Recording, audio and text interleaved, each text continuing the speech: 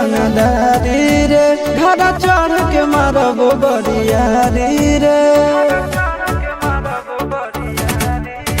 छूट जी तो कैल रंगदारी रे घर चढ़ के मारब बरियारी रे तोरा बाप के न तोरा दादा के चिन्हबहु बेटा सौ गोली मारबहु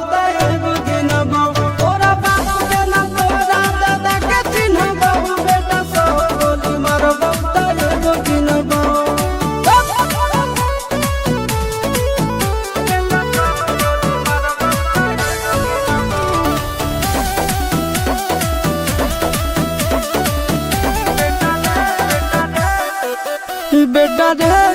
काटा से ठोक देबो चिमनी के भाठा में झोंक देबो देखबो कवन बाप बचैतौ तोरा प्रशासन के गाड़ी भी रोक देबो बेटा जी सुनो बेटा रे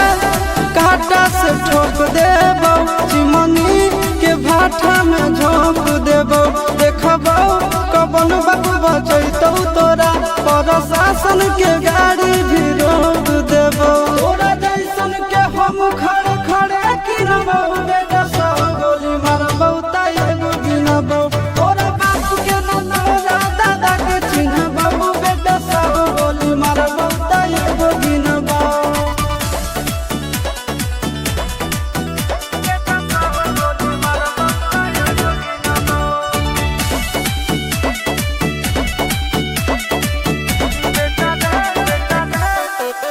बेटा रे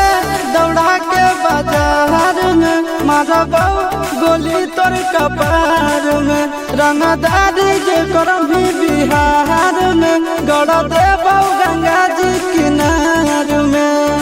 इतना मार पड़तो न बेटा बेटा रे दौड़ा के बाजार में मारबो गोली तोर कपार में रंगदारी जे करम भी बिहार में कर देबो गंगा जी किनार में कहो चिंटू आशीष के कारण सुनबो बेटा सौ गोली मारबो त एगो गिनबो तोरा बाप के न तोरा दादा के चिन्हबो बेटा सौ गोली मारबो त एगो गिनबो मारत मारत पिछुआरा लाल कर दे बेटा ध्यान से बाप इधर है।